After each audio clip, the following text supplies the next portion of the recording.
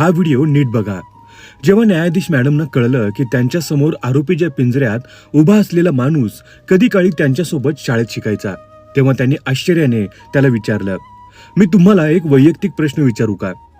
त्या माणसाने उत्तर दिलं, हो मॅडम, नक्की विचारा. मग न्यायाधीश मॅडमनी एका शाळेचं नाव घेतलं आणि विचारलं, तुम्ही या शाळेत शिकला होतात का? तो म्हणाला, हो मॅडम, मी तिथेच शिकलो आहे. हे ऐकताच न्यायाधीश मॅडम त्याच्याकडे बारकाईने बघू लागल्या आणि म्हणाल्या, अरे तू तर माझा वर्गमित्र आहेस. हे ऐकताच त्या माणसाच्या डोळ्यात अश्रू आले. भावुक होत न्यायाधीश मॅडम म्हणाल्या, माझा विश्वासच बसत नाही. शाळेत तू सर्वात हुशार विद्यार्थ्यांपैकी एक होतास.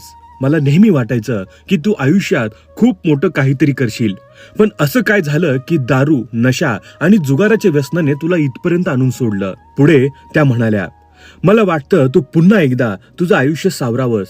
कायद्याचा आदर कर, चांगलं आयुष्य जग. अजूनही तुझ्यासाठी उशीर झालेला नाही. हे ऐकताच तो माणूस ढसाढसा रडू लागला. पण तो यासाठी रडत नव्हता की न्यायाधीश मॅडमनी त्याला ओळखलं होतं. तो यासाठी रडत होता कारण अनेक वर्षानंतर पहिल्यांदाच त्याला जाणवलं होतं की तो एकेकाळी काय होता आणि आज काय बनून बसला आहे. लक्षात ठेवा, वाईट संगत, नशा आणि चुकीच्या सवयी माणसाचे फक्त पैसेच हिरावून घेत नाहीत, तर त्याची ओळख, त्याचं व्यक्तिमत्व आणि त्याचं संपूर्ण आयुष्य उद्ध्वस्त करून टाकतात. म्हणून हा व्हिडिओ जास्तीत जास्त शेअर करा त्या लोकांपर्यंत जे आजही व्यसनाच्या जाळ्यात अडकलेले आहेत. कदाचित तुमच्या एका शेअरमुळे कोणाचं आयुष्य पुन्हा मार्गावर येऊ शकतं.